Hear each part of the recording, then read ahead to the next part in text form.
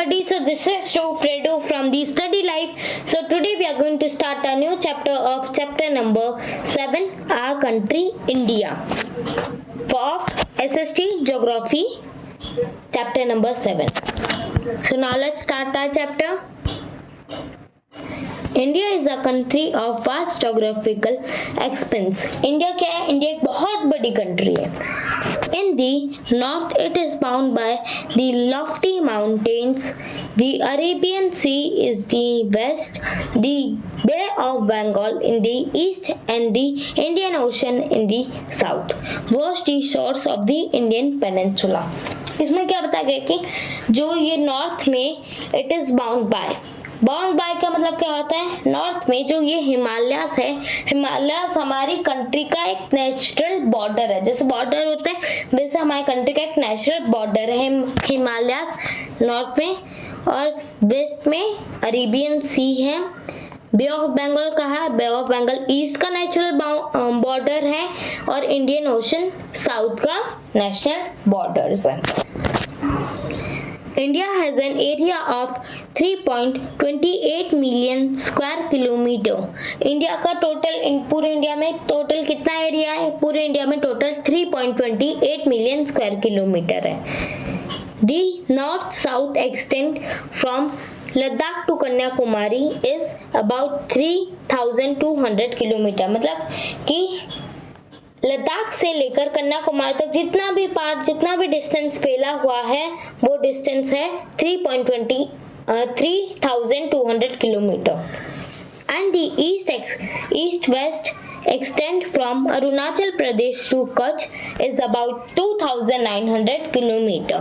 इसमें बोला गया कि ईस्ट से लेकर वेस्ट तक टोटल कितना एरिया एक्सटेंड है, कितना फैला हुआ एरिया? ईस्ट से हो गया अरुणाचल प्रदेश और वेस्ट का हो गया कच्छ. अरुणाचल प्रदेश से लेकर कच्छ का डिस्टेंस कितना है? 2,900 किलोमीटर फैला हुआ है distance. The lofty mountains, the great Indian desert, the northern plains, the uneven plateau surface and the coast and islands present a diversity of landforms. जो ये लॉफ्टी माउंटेन्स है, लॉफ्टी माउंटेन्स मतलब जो ये माउंटेन्स है, द ग्रेट इंडियन डेजर्ट है. Great Indian desert क्या है? ग्रेट इंडियन डेजर्ट मतलब थार डेजर्ट. इंडिया का सबसे बड़ा डेजर्ट कौन सा है? थार डेजर्ट. और जो नॉर्थ में जो प्लेन्स है, नॉर्थ प्लेन्स और प्लेट्यू मतलब एक ही होता है मैदान. अब नॉर्थ में जो मैदान है और नॉर्थ में जितना भी प्लेट्यू का सरफेस, जितना भी मैदानी वाला सरफेस है, और जो कोस्ट मतलब क्या होता है? तट कोस्ट. और जो आइलैंड है, आइलैंड मतलब द्वीप. ये सभी जो आइलैंड, ये सभी भी जितनी चीजों का मैंने नाम लिया, जितने लैंड सरफेस का नाम लिया, ये सभी लैंड सरफेस की डाइवर्सिटी है, विभिन्नताएं है लैंड सरफेस की. There is a great variety in the climate, vegetation, wild life as well as in the language and culture. ये जो क्लाइमेट है, वेजिटेशन मतलब क्या होता है? जो पेड़ पौधे हैं, वाइल्ड लाइफ मतलब एनिमल के बारे में, और सभी जो लैंग्वेजेस और जो कल्चर है, इन सभी के बारे में हमारे इंडिया में बहुत ज्यादा अलग अलग तरह की वेराइटीज हैं. In this diversity, we find unity that is reflected in tradition that bind as one nation. India has a population of more than 120 crore since the year 2011.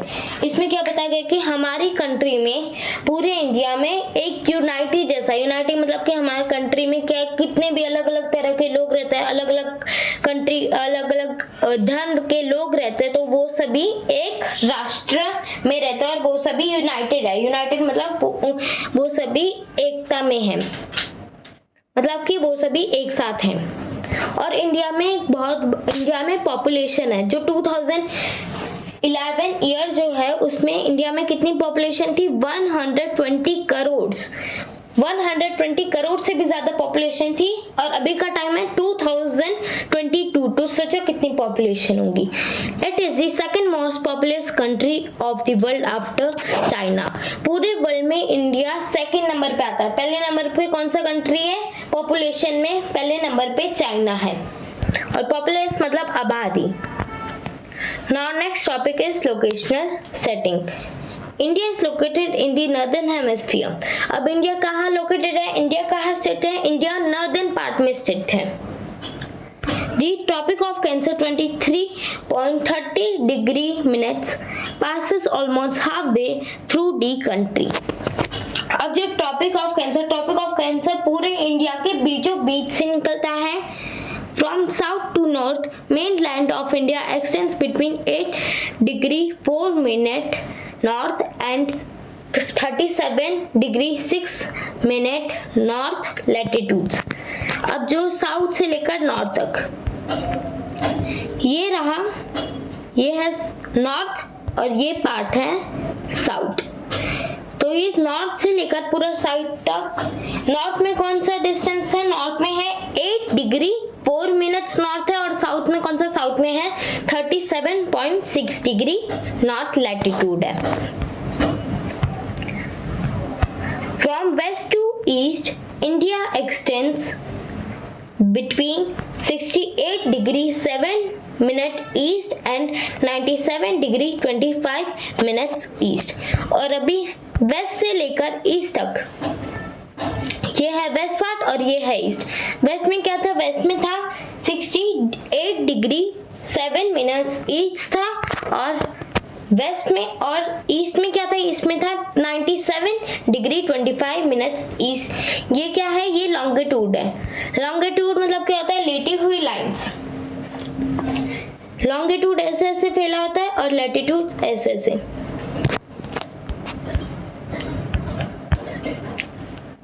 If we divide the world into eastern and western hemisphere, which hemisphere would India belong to?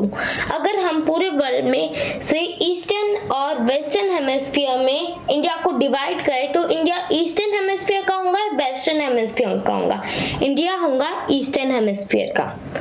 Due to great longitudinal extent of about 29 degree east, there could be a wide difference in local time of places located at two extreme points. As such, the difference between these two points would be of about 2 hours.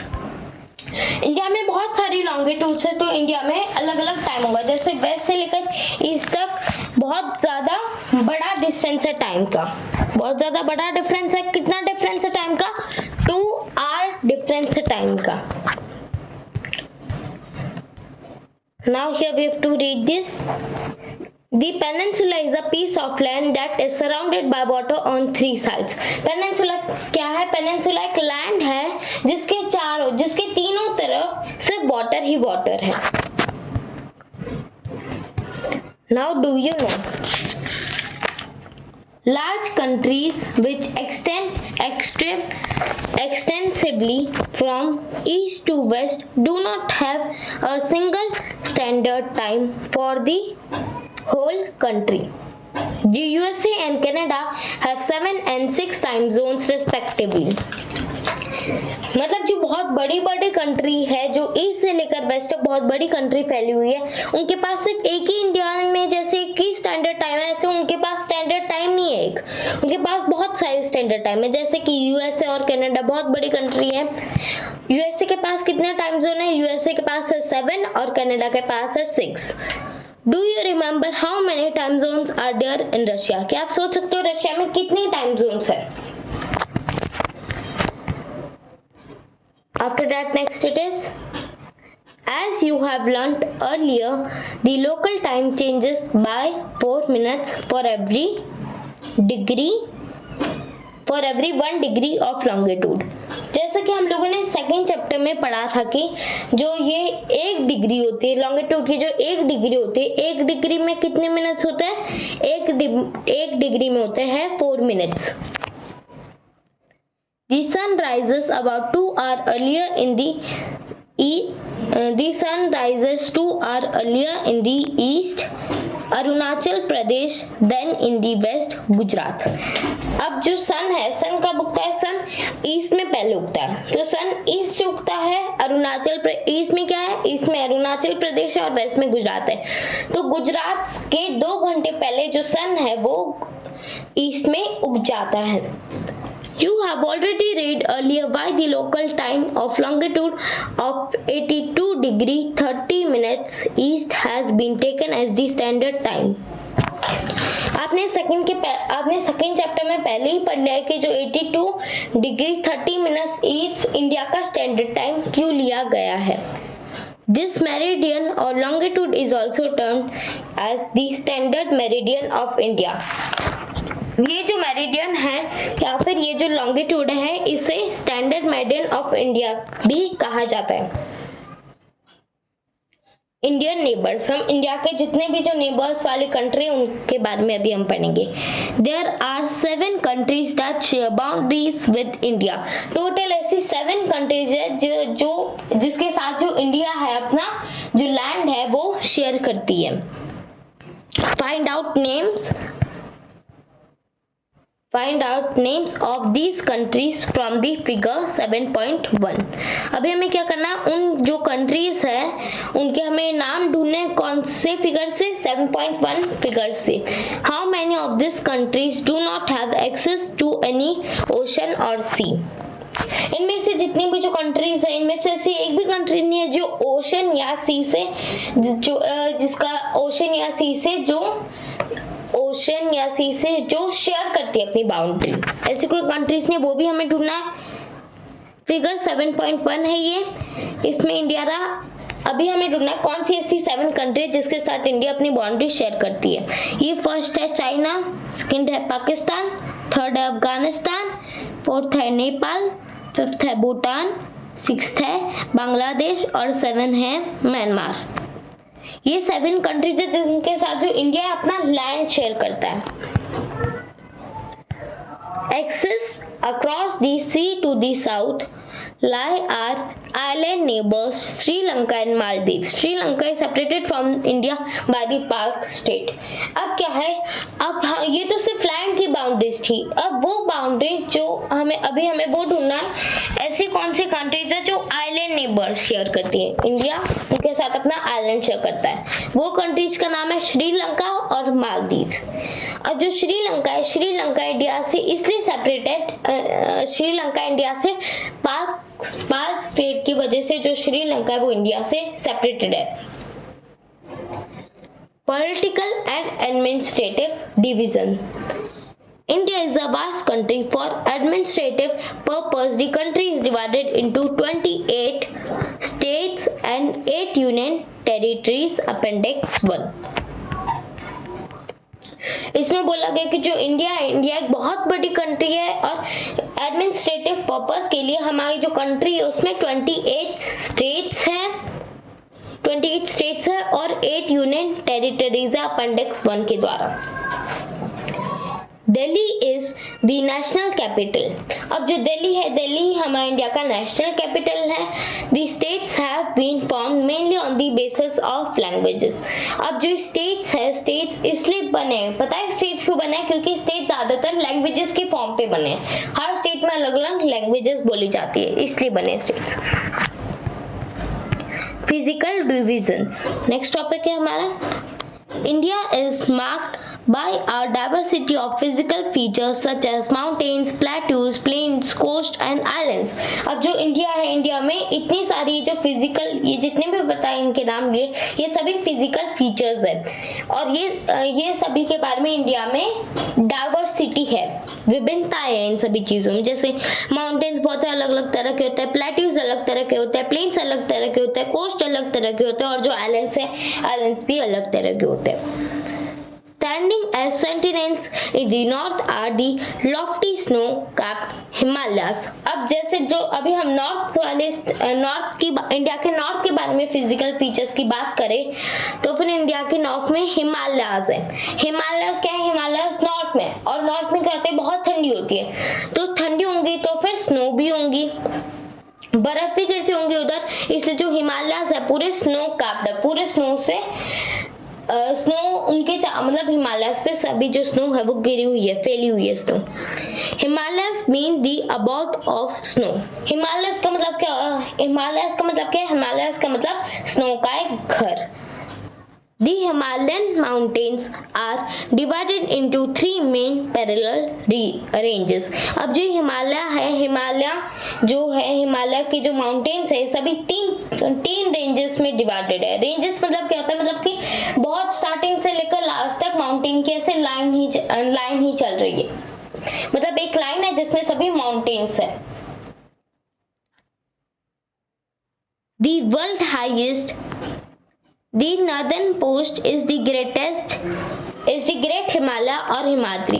अब पूरे north वाले ranges की बात किया जाए तो north वाले ranges में कौन से ऐसे रेंजेस है, ग्रेट हिमालय भी हम लोग कह सकते हैं या हम उसे हिमाद्री भी कह सकते हैं। The world highest peak are located in this range. अब जो ये ग्रेट हिमालय है और जो हिमाद्री है, जो रेंज है, इस रेंज में वर्ल्ड की जो सबसे बड़ी जो पीक्स है, वर्ल्ड की सबसे बड़ी जो चोटी है वो भी इस रेंज में लोकेटेड है, इस रेंज में स्थित है। मिडिल हिमालय और Himachal lies to the south of Himadri. अब जो हिमाद्री है, हिमाद्री के जो साउथ वाला जो पार्ट है उसमें मिडिल हिमालय या हम उसे हिमाचल भी कह सकते हैं, वो स्थित है हिमाद्री के एकदम साउथ वाले पार्ट में। Popular hill station are situated here. Find out the names of 5 hill station. इसमें क्या कहेगा, बहुत ज़्यादा मतलब उस रेंज में वो जो जगह है, उस जगह में बहुत सारे मशहूर हिल स्टेशन के नाम भी हैं और बहुत सारे मशहूर हिल स्टेशन उधर स्थित भी हैं। आपको उनमें से कोई 5 ऐसे हिल स्टेशन के नाम ढूंढने हैं। The Shivalik is the southern most range. अब जो शिवालिक है, शिवालिक पूरे जो हिमालय, ग्रेट हिमालय और हिमाद्री, इनके एकदम साउथ वाले पार्ट में एक ऐसा एक हिल स्टेशन है। The northern Indian plains lie to the south of the Himalayas. अब जो ये नॉर्दर्न इंडियन प्लेन्स, अब नॉर्थ की साइड में जो इंडिया में जो प्लेन्स है, इंडिया में जो मैदान है वो हिमालयस के एकदम साउथ में पाए जाते हैं मैदान। They are generally level and flat. वो जो ये प्लेन्स है बहुत, इनका जो लेवल मतलब इनकी जो हाइट है, लेवल मतलब कि उनकी जो हाइट है वो बहुत ज़्यादा ऊंची है और वो फ्लैट शेप के है। These are formed by the alluvial deposits laid down by the rivers, the Indus, the Ganga, the Brahmaputra and their tributaries. ये सभी इनके पास में, मतलब ये सभी जो प्लेन्स है कैसे बने हैं, ये सभी प्लेन्स इन रिवर से बने हैं। कौन कौन से रिवर से बने हैं? दी इंडस, दी गंगा, दी ब्रह्मपुत्र और उसके साथ जो ट्रिब्यूटरीज जो ज्वाइन हो जाते हैं उनसे सभी बने हैं। ट्रिब्यूटरीज मतलब क्या होता है? ट्रिब्यूटरीज का मतलब ये होता है कि एक कोई बड़ी रिवर जा रही है, जैसे गंगा रिवर जा रही है और उसके साथ साथ बहुत छोटी छोटी रिवर जा रही है, वो सभी छोटी छोटी रिवर गंगा के साथ जुड़ जाती है तो उसे ट्रिब्यूटरी कहते हैं। These river plains provide fertile land for cultivation. This is the reason for high conservation for population in this plains. अब यहाँ पे ये जो जगह है प्लेन्स, ये जो प्लेन है, ये प्लेन्स में क्या होता है, जो मैदान है इसमें कल्टीवेशन के लिए बहुत ज़्यादा अच्छी कल्टीवेशन के लिए, खेती वगैरह करने के लिए बहुत ज़्यादा अच्छी चीज़ रहती है। क्या अच्छी चीज़ रहती है कि उधर का जो लैंड होता है ना उस जगह का, वो पूरा फर्टाइल रहता है, उपजाऊ होता है, उससे खेती करने में बहुत ज़्यादा आसानी होती है। यही एक रीज़न है जिसमें जो प्लेन्स है, ये जो मैदान है, यहाँ पे ज़्यादा लोग रहते हैं, ये एक वजह है। In the western part of India lies the Great Indian Desert. It is a dry, hot and sandy stretch of land. अब इंडिया के वेस्ट वाले पार्ट में जाए तो फिर वेस्ट वाले पार्ट में क्या है? इंडिया का ग्रेट इंडियन डेजर्ट है। ग्रेट इंडियन डेजर्ट मतलब कि थार डेजर्ट भी कह सकते हैं, क्योंकि पूरे इंडिया का सबसे बड़ा डेजर्ट थार डेजर्ट ही है। अब जो डेजर्ट है, थार डेजर्ट जो ये है, ये जो थार डेजर्ट है बहुत ड्राई है, उधर बारिश नहीं होती तो वो जो जमीन है, वो जो जगह है वो बहुत सूखी है और हॉट तो रहेंगी, हॉट मतलब उधर बहुत ज्यादा गर्मी होती है। And Sandy stretch of land, और उधर का जो पूरा लैंड है, लैंड की तरफ देखोगे तो पूरी रेती ही रेती है। It has very little vegetation, उसमें वो जो थार डेजर्ट है, थार डेजर्ट में बहुत कम वेजिटेशन है। वेजिटेशन मतलब कि उधर थार डेजर्ट में बहुत कम पेड़ पौधे हैं। To the south of northern place lies the Peninsula Plateau. It is triangular in shape. अब जो ये पेनिनसुला प्लेटू है, पेनिनसुला प्लेटू ट्रायंगल कलर के शेप में है। The relief is highly uneven. This is the region with numerous hill ranges and valleys. अब जो peninsula प्लेटू है इसमें बहुत सारी हिल रेंजेस भी है और वैलीज। वैलीज मतलब क्या होता है? वैलीज मतलब घाटी, घाटी भी है। Aravalli Hills, one of the oldest ranges of the world, border it on the northwest side. अब जो ये अरावली हिल है पूरे वर्ल्ड में सबसे ओल्ड है, सबसे पुरानी रेंजेस है। अरावली हिल पूरे वर्ल्ड में एक ऐसे हिल रेंजेस है जो पूरे वर्ल्ड में सबसे पुरानी है और ये नॉर्थ वेस्ट साइड में एक बॉर्डर, नेचुरल बॉर्डर का जैसा काम करती है। The Vindhyas and the Satpuras are the important ranges. अब जो ये विंध्यास है और जो सतपुरास है ये दोनों ही बहुत इंपॉर्टेंट रेंजेस है। रेंजेस मतलब क्या होता है? माउंटेन्स के एक लाइन्स, माउंटेन की एक लाइन है। The rivers Narmada and Tapi flow through these ranges. These are west flowing rivers that drain into the Arabian Sea. अब जो नर्मदा और जो टापी है ये दोनों जो रिवर है, ये दोनों रिवर बहुत इन रेंजेस से ये दोनों जो रिवर है वो फ्लो होती है, बहती है। और ये दोनों जो रिवर है वो वेस्ट फ्लोइंग रिवर है, मतलब ये दोनों जो रिवर है वो वेस्ट की साइड में फ्लो होती है। और ये दोनों जो रिवर्स है वेस्ट की साइड में फ्लो होती है और कहाँ पे पहुंच जाती है? सीधा अरेबियन सी में पहुंचती है अपना वाटर लेके।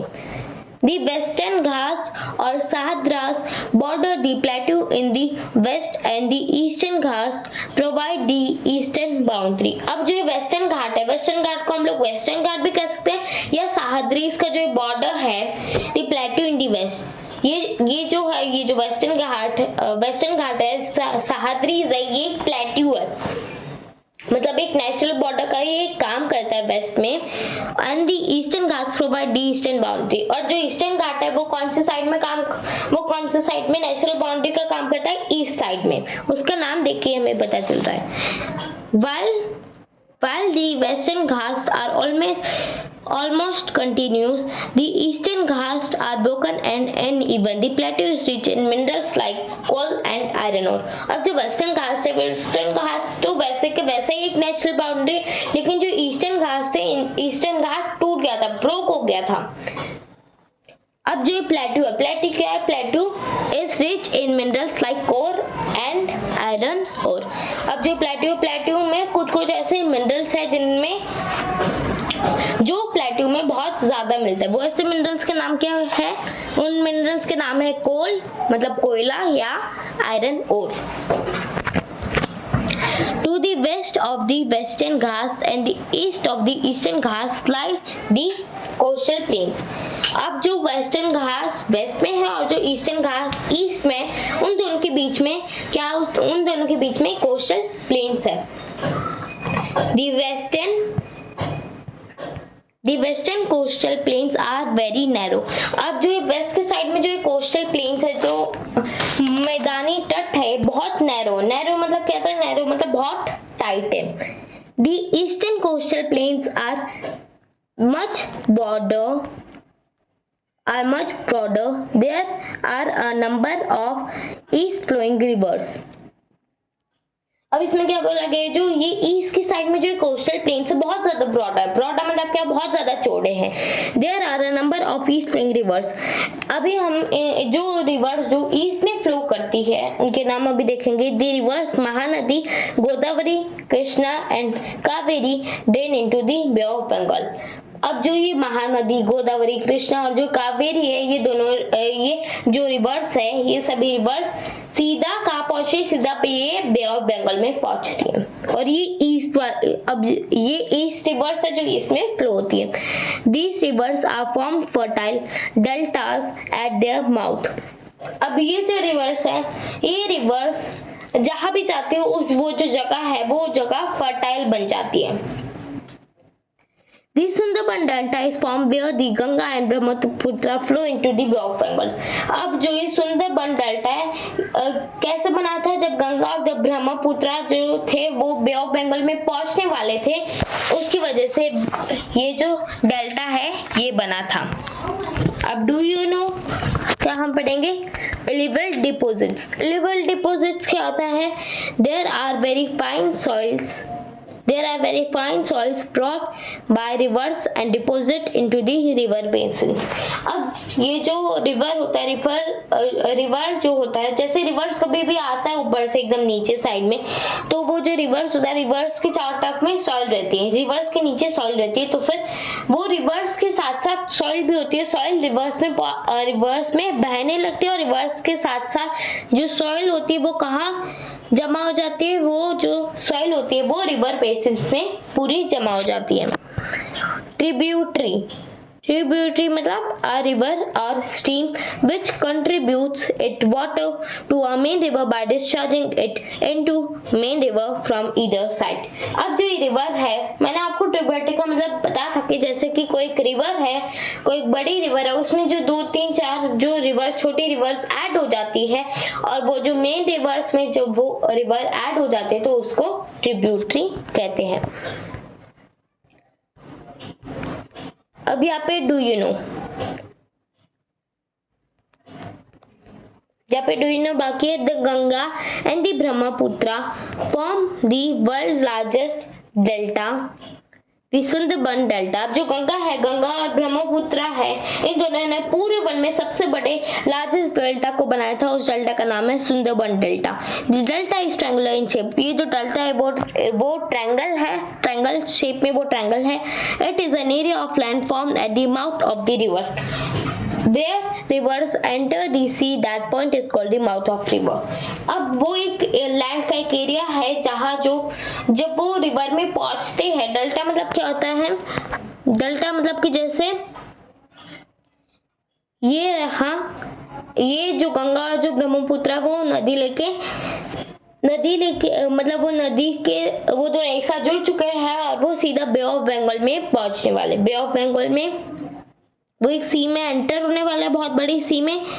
तो फिर वो जो सी का जो रास्ता रहता है वो बहुत प्लेन रहता है, तो फिर उसके चारों तरफ जो ये गंगा और जो ब्रह्मपुत्र है, दोनों जो रिवर्स है वो टहनी की तरह, ब्रांचेस की तरह वो ऐसे ऐसे उधर अलग अलग दिशाओं में जाने लगते हैं। उस दिशा को कहते हैं डेल्टा, उसको डेल्टा कहते हैं। Now next, do you know corals are skeletons of tiny marine animals called polyps. अब जो कोरल्स है, कोरल्स क्या है? कोरल्स एक छोटे छोटे वो एनिमल्स जो पानी में रहते हैं, वो एनिमल जब वो एनिमल्स मर जाते हैं तो उन एनिमल्स के जो स्केलेटन होता है उन्हें पॉलिप्स कहते हैं। When the living polyps die, the skeletons are left। जब वो पॉलिप्स मर जाते हैं तो उनके जो स्केलेटन रहते हैं वो उधर ही छूट जाते हैं। Their other polyps grow on top of hard skeleton which grow higher and higher, thus forming coral islands। Figure 7.4 shows coral island। ऐसे ऐसे होता जाता है और फिर वो बहुत ऊंचा पहुंच जाते हैं। वो जो पॉलिप्स होता है वो मरते मरते उनका स्केलेटन ऐसे छूट जाता है और वो बहुत ऊंचे चले जाते हैं और फिर उसके बाद एक आइलैंड बन गया है। उस आइलैंड का नाम है कोरल आइलैंड, या फिर फिगर 7.4 में आप देख भी सकते हैं, ये है कोरल आइलैंड।